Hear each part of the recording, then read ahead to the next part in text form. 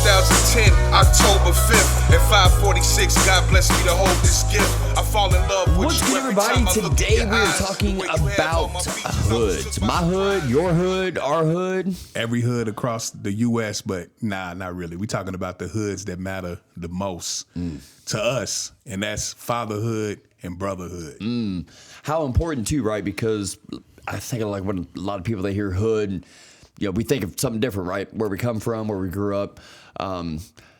Brotherhood and fatherhood, I will be totally honest with you, are probably my two favorite. Being a father has been something that's been amazing, I know for both of us, and brotherhood, and it's something that some of us experience and some of us don't. Yeah, of course. And like you said, growing up, it's at least where I come from, like your hood is everything. You know what I'm saying? It's so important to you. And then as you get older and you progress through life and you grow as a man, you realize like, man, that ain't that like, yeah, you always gonna have love for where you come from, of course. You know what I'm saying? Because that's kind of like what's ingrained in us and what makes us, help us to become men. But then once you become a father or you get brothers that you consider, are you get friends that turn into brothers, friends that turn into family. You realize, like, man, these are the only two hoods that really matter. You know what I'm saying? Like, and there's like something special, right? Because we do believe, at least like growing up, I remember, like from what neighborhood you were from, like kind of determined like who you were. oh yeah, most definitely. Yeah. And you had beef with other neighborhoods just because other people just because they was from a rival neighborhood. A location, right? Yeah, just a location. But like I said, you get older, man, you realize like how silly some of that stuff is, And how important fatherhood is and brotherhood and being like, because we're called many things. Like we're born into labels. Like Yeah. we're born as a son, a father, a brother, an uncle, a cousin. Like we're labeled into all these things, right? So it's like becoming part of any kind of tribe or connection, like, the hood. And that's what I love about like brotherhood. Brotherhood, I think, is so misunderstood. The bond that we have is even so different than the bond that you and I have, right? Because it's a brotherhood that was developed, it was made, it was discovered. My brother, like I've known him my entire life. So like how different is that versus, the people that you are related to, because I have a hard time separating when people go, we family. I'm like, look, man, family acts different. Being related to me is different than being family. You do stuff for me in a brotherhood that I have family that I haven't even heard from. Absolutely. So like where's the separation of that? Your brother and you are, what's the age gap? Like 6-7 years, something like that? 8.5. 8.5 years. Yeah. So it's always gonna be a little like, I know you always talk about how good you and your brother admire are. my brother, You know what I'm saying? Yeah, of course. So that's gonna, and then my oldest brother is 7 years older than me. Then I got the brother that's under him is, I think 3 or 4 years older So you than have me. two brothers that are older. Yeah, and then I got a young brother who's like 15 years younger than me. You know what I'm saying? Big age gap, yeah. So with that age gap, I think sometimes, man, we find we always gonna love our biological siblings and stuff like that if you got a bond with them. But you find your brothers, you know what I'm saying? That's what they call it in the hood. We call it thug brothers and blood brothers. You got your blood brother, that's who you come out of the same womb with, or you know what I'm saying, you got the same father with, or both parents, and then you got your biological connection. Yeah, that biological connection. Then you got your thug brothers, is just somebody that you meet along the way, and y'all start kicking it, and you realize like, man, this is my dog. He got my back through thick and thin. Of course, not everybody you meet becomes your brother, so it's special when you get that bond, and you like, man, okay, this is me and him. We tied in, like for real. It's like the eye test, right? We were talking about on the last episode. We were talking about Jordan. The one thing that, at least for me, is the relationship that you build is, man, it's sometimes just as good. Because you and I, like we talk about the age gap and like how it may kind of determine on a relationship. You and I are 10 years apart. Yeah, but you got a young spirit though. You got a young spirit, and I've been told I got an older spirit. That's it's what's like we kind of meet in the middle, right? Yeah, I'm kind of like mid 40s, and you're kind of like getting close to 40. Yeah. God, it's unbelievable, bro. But again, I mean, I don't know. I know what it's like, and I think most of us do, not to have best friends. I used to be very envious of people that like just had ride or die friends, right? Like just it never mattered. And I'm like, man, like I felt like I had it, and then falling out, and then passing away, and I'm like, man, I think I'm capped out. I think like at this point in my life, I was just kind of like, I'm not for sure if I'm ever gonna have like a brotherhood. Like I'm just not outside of my brother, my real brother. Yeah, just not for sure. Man playing God's, God laughs. Yeah, God said, I have something for you, bro. Yeah. And it's like they say, people come into your life for seasons or for reasons, I love that, man. When a person's in your life for a reason, man, you gotta realize it, and it comes out of the blue. You don't wake up and just when we were kids, you remember being a little kid and you just go outside. Your parents might tell you, go outside and play, go make some friends. Like you go to school and then you just ask a random kid, like, hey, you want to be my friend? Hey, you want to play? You want to throw the ball? Whatever it may be. That's what went wrong for me. They were like, hell no. Once you get older, though, man, you just be like, you can't do that. It's so wicked out here, man. You go out here looking for friends and looking to be loved. That is the number one way you gonna get played. God, people see it. People see it. They see it like, he's weak. Like he needs somebody, so, and people will play right into that, Yeah. So, but when you just living your life, man, and you doing what you're doing and you just happen to, rub shoulders with a real one and they're a real one. And of course you a real one, you just bond. Like I'll say this with brotherhood, you want to bond over the right things, which, like me and you, we bond over loyalty, respect, grind, admiration for each other, as men, but you got some brotherhoods where you got people, brother or sisterhood. And we're saying brotherhood and fatherhood because of course we're men. So sisterhood too. Absolutely. Yeah, sisterhood is the same thing for you ladies out there. If y'all have that sisterhood, and then I know motherhood has got to be one of the greatest things on earth, beautiful for a woman. But for men, you have like even gangs, a lot of times you got people bonding over traumas. You got a lot of people, dudes bonding together because they didn't have a big brother like me or you had that was actually like a positive big brother, somebody that's doing something with their life, or a father figure in their life. A lot of times, cause me, I've never gangbanged ever, but I've been around it, and I got homies that have been active gangbangers. You know what I'm saying? And I realized that everybody that I'd known that ever gangbang, they usually came from a broken home. They didn't have a father figure. They didn't have an uncle.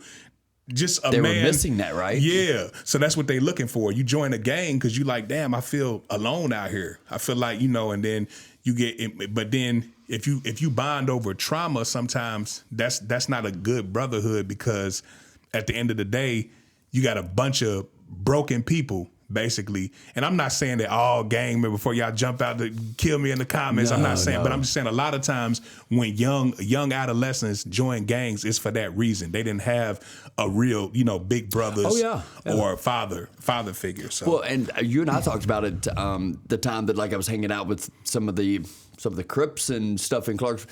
Again, I don't know what level. I do know at one point, I was like, there's a whole lot of them. This kind of does seem. And I remember I wanted in. You want me to tell you what changed my mind? What's that? So we were there, and I was like, man, this is what I want. I want to be surrounded by people who were just down for me at any given moment. I think I want in. And I remember the oldest brother that I was friends with was like, man, he's like, you come from a good family. He's like, here you are in your mom and dad's stolen car that I took when I was 14, out riding around, causing trouble, having these people in my car.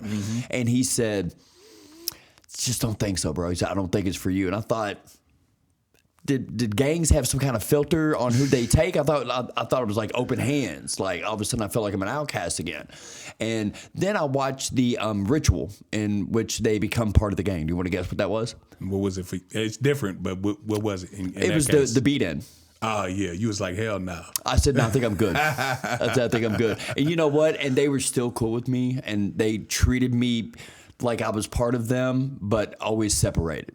And you learn, and as you get older, man, you realize, man, being yourself is the best way to be. Oh, good Lord. Because that's a lot of times, man, we all want acceptance. Everybody wants acceptance, be a part of something. It can be, brotherhood is you got gangs, you got fraternities in college, you got what you call it, like Masons, Freemasons. You got so many groups. It's so many right? groups. Everybody wants to feel like they belong to something, you know, and you just looking for what you belong in, and even like churches and stuff. People join churches sometimes to feel like they're a part of something. Like, oh, that's so it's okay, but you just got to make sure you find the people that's right for you and the people that most importantly allow you to be you and accept you for you. And that's hard.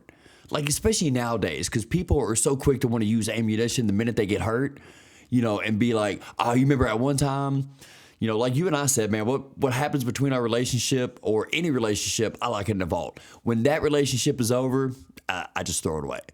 Like, yeah. I've never felt the need to go, I need to stack up like information. And brotherhood, sisterhood, it is understanding and going, unless this person has molested a kid, like has done something completely off the rails, like I'm going to have your back. Even when you do shit that I'm just like, man, bro. That's a part of brotherhood. That's real brotherhood. Yep. Making a person take accountability. You're not gonna always agree. But I'll tell you this. If you say you in a relationship, you got a good woman. I know you got a good woman. You know what I'm saying? I'm around and you out here and you just acting a fool, cheating, messing up.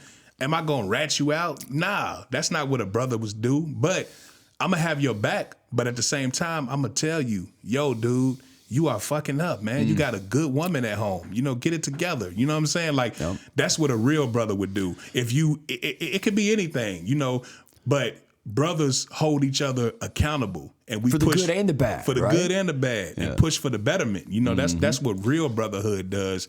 I feel like it empowers you. You know, when you have the right brotherhood. When you have the right one. And that's where it can get, you know, definitely, I think, and creating your own brotherhood. I recommend it for anybody. I know it's hard. Like, because again, you and I didn't meet till I was in my 40s. Yeah. You know, not only is that a long time, I couldn't believe I was even 40, let alone I didn't even have a best friend. Yeah. Like, so, you know, when it comes to like brotherhood, sisterhood, you know, find a tribe, man. That's all we can say, because doing things yourself, I don't care how talented you are. I think both of us can agree that we do a lot in the creative space that some other people do and some people don't. The things that we do have excelled because we took a brotherhood and turned it into a partnership. That's where stuff, you know, are you friends with somebody for a reason, right? I mean, I have friends that I just talk to, but I'm consistently bouncing ideas. You know, Bubby, who is a super long friend, like one of my longest standing friends, we don't have a lot in common as far as like what we do, but we still constantly will bounce like creative ideas. He's like, hey, I kind of thought about doing this or kind of doing that. To me, that's what a brotherhood, whether it's really, really tight or it's, you know, I talk to somebody every couple of months. You know, it'll never die. And that's the key. What you just said, that's a real brotherhood. If we locked in, man, you my dog, we tied in, we might talk every day. I might not talk to you for 3-4 months, but just know whenever we see each other, whenever we talk, it's like right back like we never left. The energy never changes. Never changes. Yeah. You know for a fact when you go to sleep at night, if you get into any type of trouble or if you just need somebody to talk to you know, shoot the shit with, you know, like, oh man, that's my brother right there. That's it. And you can call at any given time. Like, it doesn't matter. There's a certain amount of people, and I'm sure you have it. If they called at 3 o'clock in the morning and he said, bro, I'm in trouble, I know for a fact because I said you were crazy. And this is coming from a white person. Remember when you got called out for your Blair Witch mission? Oh yeah. Okay. So, and when we say this, it's the whole thing is comical, and it's really in a nutshell shows the character of like who you are. Yeah. So I won't tell the entire story, but a friend somebody you knew, was distressed, and it had to do with the woods. You went in blindsided. You didn't know what was going on. That this girl is going through a bad situation, but she's calling you kind of not really making any sense. And you drive over to a park, and you walk into the woods. The woods. I'm a big black man. I'm really. I don't do woods at night at all. In the dark. Yeah, in the dark. And I don't know this area at all. I'm unfamiliar. But I'm like, man, it was a female that I knew, and she sounded like you said, distressed, kind of discombobulated a little bit, and I was just like, damn, man, I would have felt bad if, say, something happened to her and I seen on the news that this, somebody did something to her. So I was like, man, I gotta do it. Cause I thought about, again, which we'll get into fatherhood here in a minute, but I thought about, shit, what if that was my daughter? You know what I'm saying? I would want somebody, our sister. Yeah, exactly. Mother, whatever, auntie. So yeah. And I didn't do that for no, I didn't know you would even bring that story up. I didn't even know you remember that story. So I didn't do that for like no stripes or a badge of honor. It's just who I am. I'm just like, man, you called me and were like, bro, just to let you know, I'm good, but this is just what I did. And I'm like, why did you do that? Because even me, I was kind of like, bro, that sounds like a setup. Yeah. But again, it's when you find good people, things become unquestionable. Right. If I called and said, bro, I need you, the last thing you would do is go, what do you need me for? And like, how long is this going to take? Right. You're like, where are you at? And when do you want to meet? Like, when do you want to meet? Yeah. That's it. But that's what kind of character that you have. That's the definition of a rider, man. Man. You gotta be what you want. Too many people, you see it all the time. People always say, I want this, I want that. Whether it's like dating, I want a man that does this, does that, or I want a woman that brings this and that to the table, the third. And people want what they can't even deliver. You know what I'm saying? That's crazy, man, to me. But another hood, which might be probably the greatest hood of all time, man. Fatherhood. Yes, sir. Let's talk about that. Like, so for you, like for me, it was, I can remember every phase from the time she said she was pregnant to the whole pregnancy when my daughter first start, like kicking, and you could feel she's like, look, like, and then putting my head to the stomach and talking, before, and then the whole process of delivery. All your friends is like, oh my God, I know it was going to happen to him. Yeah. It's a beautiful thing, man. Do you remember like all the steps? I'd say, I'd say pretty much. Now, I will tell you, we were talking about like fatherhood, talking about being a creative. I feel like there was a lot of stuff that I wish that I could have experienced more and focused on. But same. I think at that age, man, like we were trying for our dreams, our destiny. Like we're in our prime, but then our children are literally at the age we're never going to see again. Yeah. So I think it's the one thing I love being a father. I remember when somebody was like, yo, I heard you're going to have a kid, man. Ready for that boy? And I said, I'm ready for whatever. And they said, well, what are you going to do if you have a girl? And I went, bro, if my baby is healthy, I don't care what, if it's a boy or girl. Yeah. Like, I don't care. But I remember when I found out it was a girl and people were like, like expecting for me to be sad, bro, I was ecstatic. Me too. I personally, I wanted a girl. Like me personally, because I told you I got 3 brothers, you know what I'm saying, grew up around all boys. So I were looking forward to it. Yeah. So I was happy, man, very happy. And just like you said, every phase from them being born to first words, crawling, all it's that. Amazing, it's just, man. And like you said, we creatives chasing our dreams, doing music. So it's kind of like, it just, you have to find time to try to balance both, but it's almost like they give you an extra push, like to like extra motivation. You're like, man, I remember looking at my daughter when she's a little baby, like laying in the bed next to me, and I'm just like, talking to her as a father, like, man, I hope I never fail you. Like, I want to make you, it's somebody that you want to be proud of you. So it's just for another your entire life. Yeah. Because it's one thing you want to make, you don't want to disappoint your parents either, like your mother or your father, but it's a different level, like when it's your kid. Because you're like, man, they solely, I ain't gonna say solely depend, of course the mother's there too, but they depend on you, so. And the way they look, like, I remember, and of course, being the creative side, right, and doing like some of the stuff. I remember when my daughter found out that I was going to go like hang out with Nappy Roots. Dude, she about lost it. Of course, you've seen the video and well, I can't remember. She said something, but like we were kind of going through and I got thrills out of my daughter getting thrills. Like the phone calls, the opportunities, like some of the stuff that I got to do, even to be able to talk, because nowadays it's like, everybody's a rapper. And I'm going to tell you, everybody's not a rapper. Everybody can try to rap. Everybody can try to sing. Everybody can try to do something. Back then, I felt like if you took the time, the resources and necessities, especially being a father, right?